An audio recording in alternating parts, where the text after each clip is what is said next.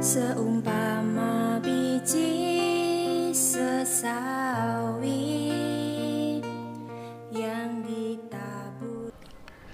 Shalom saudaraku, selamat pagi. Kembali kita dalam renungan pagi hari ini dan kita tetap membahas yaitu diam di dalam rencananya. Saudaraku yang kasih Tuhan, ini bagian yang terakhir yang bisa saya sampaikan dan esok kita bisa bagian yang lain. Dan pada yang terakhir ini kita akan melihat bagian yang spesial. Saudaraku yang kasih Tuhan, kemarin kita bicara tentang untuk menjaga kita tetap dalam rencana Tuhan, kita mesti menjalin hubungan dengan Tuhan. Bukan sekedar menjalin berbicara dalam doa, tapi kita boleh mencari Tuhan. Dan bagian yang terakhir ini bukan sekedar berdoa dan mencari Tuhan, tapi satu kesempatan Tuhan mengizinkan kita bertemu dengan Dia. Dikatakan Yeremia 29 ayat yang ke-14, Aku akan memberi kamu menemukan Aku.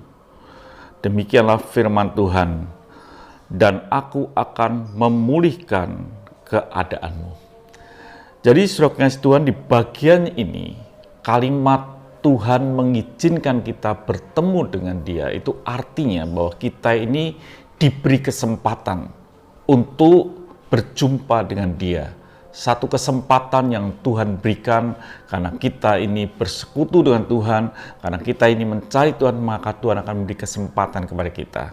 Tetapi di dalam kesempatan itu pun kita harus sadar bahwa kalau kita diizinkan ketemu Tuhan, berarti kita juga memberi peluang hati kita tentang keputusan yang Tuhan akan berikan di dalam hidup kita. Keputusan yang Tuhan akan berikan dalam hidup kita. Pernah terjadi pada sebuah kisah yaitu Bartimius. Ketika dia berteriak-teriak kepada Tuhan, Yesus anak Daud kasihanilah aku, sampai tiba saatnya Tuhan mengizinkan dia, si Bartimius ini menjumpai Tuhan. Sehingga Tuhan berkata, apa yang engkau ingin aku kerjakan kepadamu. Jadi saudara kasih Tuhan, ada bagian yang perlu kita ngerti ketika kita ketemu Tuhan. Itu ada keputusan Tuhan yang kita harus terima. Tapi kita tahu bahwa keputusan Tuhan adalah happy ending. Keputusan Tuhan bukan rancangan yang mencelakakan. Keputusan Tuhan adalah hidup yang penuh dengan damai sejahtera. Jadi saudara kasih Tuhan, dalam hidup ini, kalau kita boleh berdoa, kalau kita ini boleh yang disebut mencari Tuhan, tiba saatnya pasti kita diberi kesempatan untuk menjumpai Dia.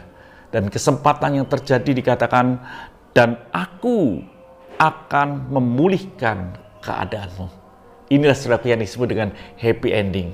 Perjumpaan kita dengan Tuhan akan mengubah banyak hal.